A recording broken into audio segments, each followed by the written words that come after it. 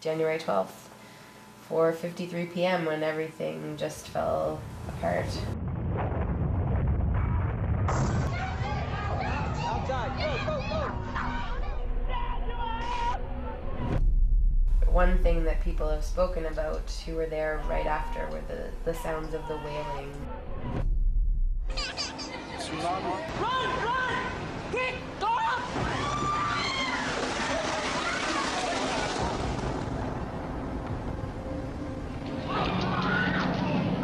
Oh my God! Back up!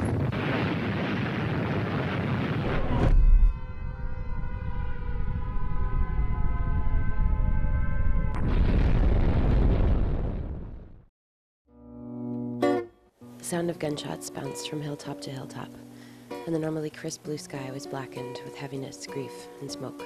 The sound of tear gas, the sound of women and children screaming, intersect the sounds of explosions and etch themselves in my memory. The headaches come quickly and last for hours. A door slams in the wind and I wince with an almost physical pain. I rub the knot underneath my rib cage, trying to massage the ill feeling out of my stomach. The council used the word traumatized, and as if on cue, something inside of me shattered into a million little pieces. Tears started and did not stop. I was not okay. I was not the same joyful person who had arrived. My hope had fallen down. This is my story, and this is the story of some of my friends. Sharing the same stories, sharing the same kinds of experiences, and also letting a little bit more vulnerability into the conversation to say, I'm having nightmares, or I have this sense of agitation all the time, or I've had death threats against me, or I am so burnt out by the lack of organizational support that I feel like screaming.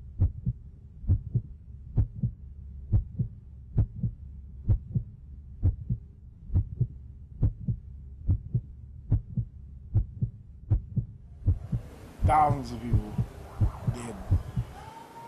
Nightmares all the time. The least noise that is different. People run out of their houses. A big truck is going by, people panic. It was like, I can't eat, I can't sleep, I can't... This is just too much. In that moment, I couldn't even do the things that would sort of normally help myself cope. That I was wailing in my sleep. I remember that I was punching the walls in my sleep. My bed was right next to a wall. I could see that my levels and reactions to stress were changing. I felt agitation, I felt anger. It really affects you directly, such a violent event. You have people who are angry, you have people who shut down emotionally and aren't accessible.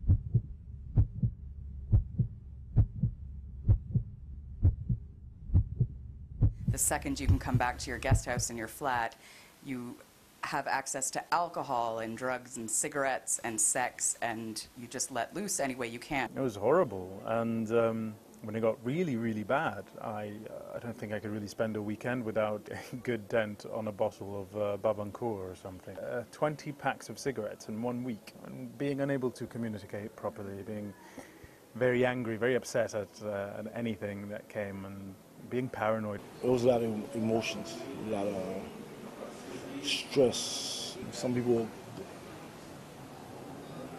lost their mind.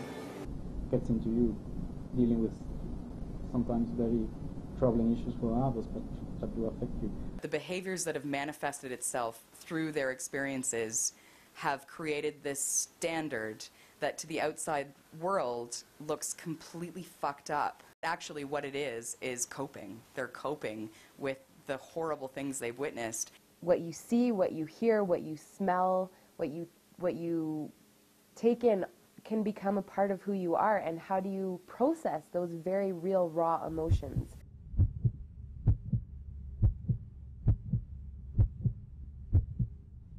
The well-being of an aid worker.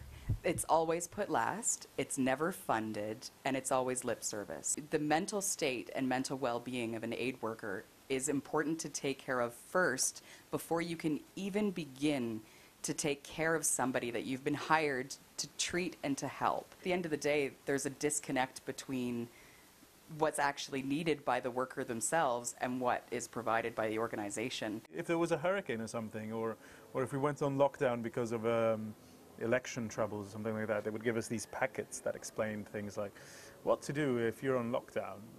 Read a book, talk to a friend, catch up on work, don't think about work. Really, really weird, contradicting things. They were giving out some essential oils, I think, different ones. If you're feeling anxious, they gave you something that smelled like lemon.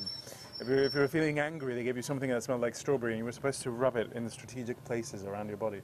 What was provided might not have been the best solution. Everyone's just quickly trying to address the emergency concerns.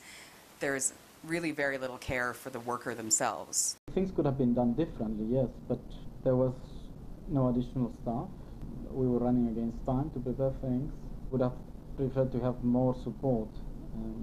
I needed at that time a lot of emotional support. I think that what has to happen is this real acknowledgement by the organization you're working for or by your colleagues or your peers that say, here's some services maybe we can help you with, we can provide these things. It felt like there wasn't a culture of talking about how difficult things were.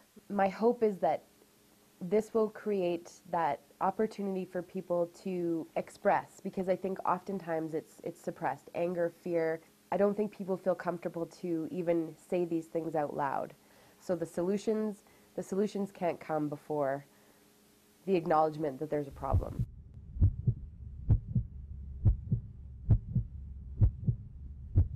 It's time to make the well-being of aid workers a very important part of an emergency strategy from any organization. There is a community of people who start this conversation. It'll be like a seed that spreads and allows people to possibly, even by getting it out, acknowledge and identify what might work for them. I think acknowledging that you aren't working in normal circumstances and acknowledging that it's tough to just sort of break the silence. It's a lot of work.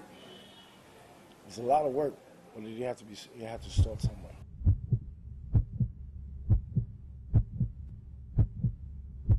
Do you know of any tools in a toolkit that could actually satisfactorily help an aid worker who's off the rails and just seeing the most horrific things and then coming back and trying to normalize every single night to get enough rest to do it the next day? Right now, the tools are alcohol and freaking out. There's not a lot of opportunity to go for walks, have healthful food, have time to be peaceful. Everybody's different, but I don't see a lot of conversation happening about the well-being of an aid worker. I don't think the way things stand now, I don't think organizations, at least the ones I've worked with, are necessarily taking this seriously enough. I'm trying to kick at the darkness of this conversation, because if you're able to provide people with support, if people know the tools to take care of themselves, I think it'll enable us to be better, to reduce staff turnover, to reduce burnout, to reduce people just leaving the field altogether, and ultimately being better equipped to take care of the people that we've been hired to take care of. There are many questions that remain about the toll of humanitarian work, about the ways we become resilient and navigate stress, the ways we seek out help, or in other ways self-destruct, and how our communities of friends build around the remnants of ourselves. The dialogue has started. The conversation has begun. Let's continue to kick at the darkness till it bleeds daylight.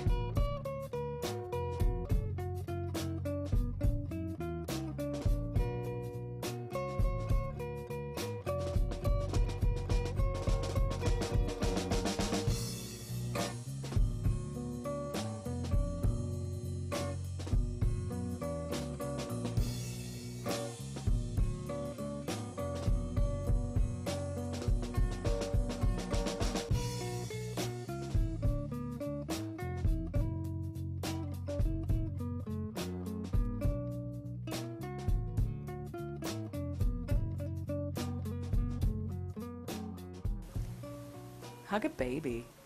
Hug a baby. Pick a puppy. Yeah, tickle a little puppy's belly. Do some yoga. Go yogging. Yogging or is it jogging?